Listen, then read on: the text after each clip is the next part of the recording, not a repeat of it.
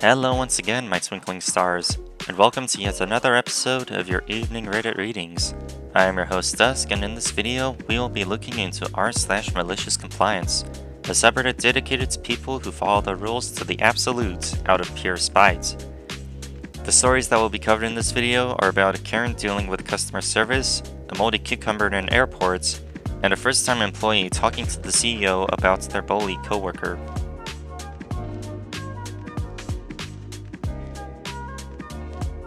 So this happened a good 7 to 8 years ago. I used to work on a help desk where we had recently switched from a major software to a new one. They didn't want us to train on that system, so they paid for a third party to deal with those calls. When you called, there was a phone tree that basically said to press 1 for the new software or 2 for any other issues. If you pressed 2 and had any issues for line 1, we had to transfer you. We had no training, and the contract stipulated it as well, so we had no way to help you in any way. Things are different now, but that was the deal at that point. So this user calls us. I get her information and she proceeds to immediately tell me that she is having an issue with the system. I tried to politely interrupt her, but she cuts me off and proceeds to yell into the phone. How dare you? You did not interrupt me. That is rude and you will let me finish. I said nothing and let her talk. She proceeds to talk for a full 5 minutes, giving me the full rundown of her issues in excruciating detail. I let there be a pause when she finally finished, where she goes, Hello? both to annoy her a bit and to make sure she actually is done. I put on my A+ customer service voice and ask if she is done, as I didn't want to interrupt her again. I then explained sweetly and politely, I'm sorry, I was trying not to waste your time early when I tried to interrupt you. This is the wrong line for this system, and I was trying to get you to the correct line so they can help you. I need to transfer you. Just oozing all the I was just trying to help you I could. There was no sound coming from the phone, but I could feel the red-hot rage and embarrassment coming through the phone as I transferred her to the correct line. An excellent job on OP's part, providing excellent customer service at the expense of letting Karen embarrass herself by wasting her time to yell at OP. One would think it would be easier to hear what the employee has to say first before you start yelling at them. It's called customer service for a reason.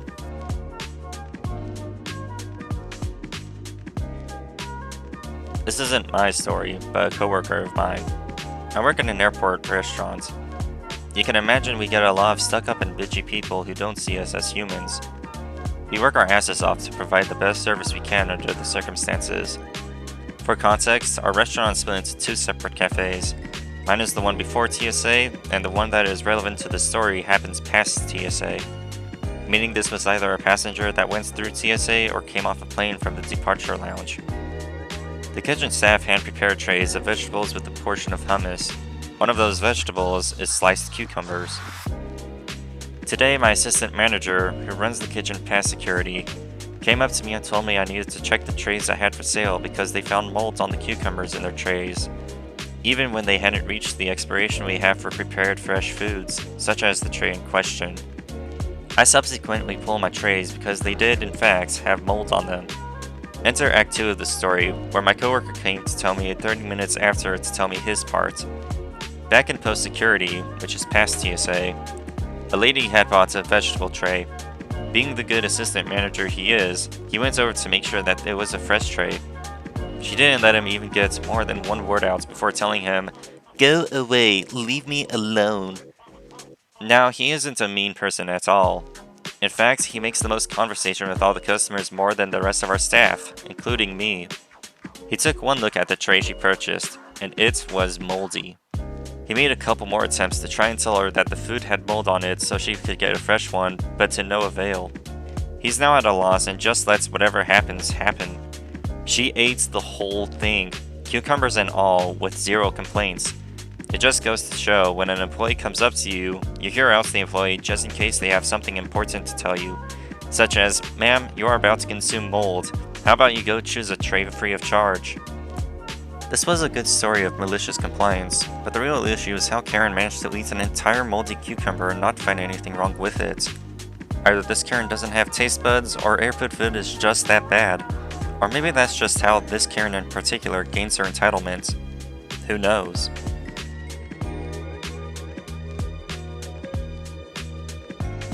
When I started my very first corporate job, there was a kitchen full of utensils, with a fridge, an oven, a stove, and a dishwasher. It was a full-fledged kitchen for employees to make tea, coffee, heat their meals, and even cook. They said I can bring my own glasses and put them there or use the company's. Also, there was a woman who was working in the kitchen. On the second day of my job, dear Neely told me, "Let me remind you that no one should leave their dirty dishes in the sink." I was surprised by the claim. Since I am new and don't know a single shit, I thought this might be her way of bullying, or it might actually be true. So I smiled and asked if this means I have to wash my own glasses. She said, "Yes, don't make me repeat it twice, honey." Let me remind you, there's a dishwasher. If she isn't cleaning the dishes, her only remaining job is to vacuum the office once a week and bring tea and coffee to the chiefs and managers in meetings. So I decided to gather information and wait on it. Apparently, Nilly has been working for the company for 20 years and knows the CEO. She knows how he drinks his tea, how he drinks his coffee, when he drinks them, and what he eats with his coffee and tea. She knows all of them. If I know one thing, it's to never fight a fight with the person who knows how your boss likes his coffee, especially if you're replaceable. So fighting was not an option. Cool. I also learned that once a week, the CEO would bring a bag of fruits to the kitchen and share with the employees. Apparently, he has a fruit garden and goes there for weekends. Old employees knew that. They would take one or two in the day, and that's how I learned this. She said to me that she could take one of the fruits, but that they were from her. So I refused the first time she offered, thinking that she bought it. I then learned that it was brought by the CEO.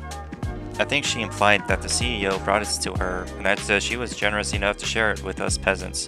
But this is my interpretation of her statement. One thing about me, I look young and naive. I look dumb, as if there is some missing component in my brain. Cue malicious compliance.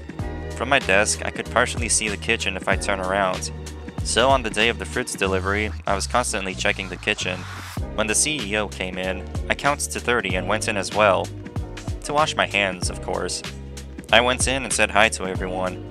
This was my first time seeing the CEO, so he said, "You must be new." I kindly and respectfully informed him of who I was, and he told me who he was. I said, "Sir, I've checked the company before entering and know you," which he liked. After that, I turned to wash my dishes. He asked me what I was doing, and I said, "Oh, I was informed that all the staff wash their own dishes." At the same time, Nilly said, "You must have mistaken that," while laughing and taking the sponge and glasses out of my hand. I said, "But you," as if shocked. I cut myself off, as if realization hit me. I then smiled like she was my best friend. Of course, I didn't stop there. I looked at the fruits, to which the CEO told me to take some, and adding that he brought them to the company so that all the staff could enjoy them. I haven't said anything, but from my expression, the CEO asked me what was wrong. I told him it was nothing and said, "I always thought they were Nilly's since..." Then I just smiled and asked if I could take a plate of them. With a huge plate of fruits accompanied by a huge smile, I went to my desk to share them with my team. I don't even like fruits. A couple hours later, I went to the kitchen, and our dear Nilly told me that I had misunderstood things and that washing dishes was her job, and that I shouldn't make that mistake again. She then added that the fruits were for everyone to share, and that I should have taken more if I wanted to. I stupidly said I didn't know, and how sorry I was to cause her trouble, with a sorry smile. Guess who never had to wash dishes and had fruits to eat every day? If your answer is Cleopatra, probably yes, but also me. Nilly would also bring tea and coffee to me from time to time, if someone she served did not want the drink. I would thank her with a huge smile and take it. Apparently, she does this to all the employees she likes. That was an odd twist at the end, when Nilly decided to start being nice to OP by bringing them coffee. I mean, it's not as if OP embarrassed Nilly in front of the big CEO boss man by innocently telling him what Nilly told OP. Nah, I'm pretty sure that was a 100% playful banter between coworkers, right? And with that, the sun has set on this episode. If you enjoyed it, then feel free to leave a like and comment below on your own story of malicious compliance, or your own reason as to why Karen in the second story hates the moldy cucumber. And finally, subscribe to my channel to stay in tune for any upcoming videos. Until next time, my twinkling stars, have a good night.